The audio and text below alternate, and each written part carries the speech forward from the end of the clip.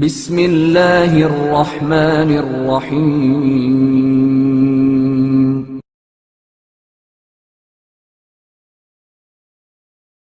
حضرت علی اکبر کو دیکھ کر ظاہر رسول صلی اللہ علیہ وآلہ وسلم کا بے ہوش ہونا۔ جناب علی اکبر علیہ السلام کے زمانے میں ایک عرب شخص حبیب خدا محمد مصطفیٰ صلی اللہ علیہ وآلہ وسلم کی زیارت کا بہت مشتاق تھا۔ اسی اشتیاق میں وہ گریہ کناں رہتا تھا۔ اسے بتلایا گیا کہ پریشان ہونے کی ضرورت نہیں ہے، اگرچہ رسول خدا صلی اللہ علیہ وآلہ وسلم اس دنیا سے پردہ فرما چکے ہیں، لیکن شہزادہ حسینی جناب علی اکبر علیہ السلام ہو بہو شکل و صورت میں پیغمبر لگتے ہیں۔ جاؤ اور جا کر مدینے میں شہزادے کی زیارت کر لو، تمہیں رسول خدا صلی اللہ علیہ وآلہ وسلم کی زیارت ہو جائے گی۔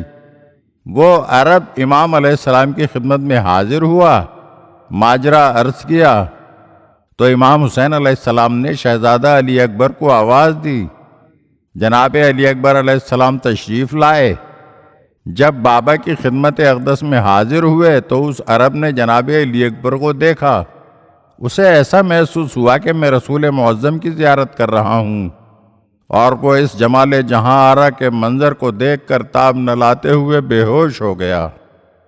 اللہ تعالیٰ نے اپنے حبیب محمد مصطفیٰ صلی اللہ علیہ وآلہ وسلم کو خلق عظیم کا مصداق قرار دیا، اور اسے خلق و خو کی ہو بہو عکاسی آپ کو جناب علی اکبر کے اخلاق میں ملے گی۔ اس عظیم اخلاق کی جھلک شہزادے میں اس قدر نمایاں تھی کہ شہزادے کے سلام کرنے سے لوگوں کو پیغمبر اکرم صلی اللہ علیہ وآلہ وسلم کا سلام کرنا یاد آ جاتا تھا۔ غرباء و فقراء و مساکین کے ساتھ حسن سلوک سے رفتار نبوی صلی اللہ علیہ وآلہ وسلم کی یادیں تازہ ہو جاتی تھیں۔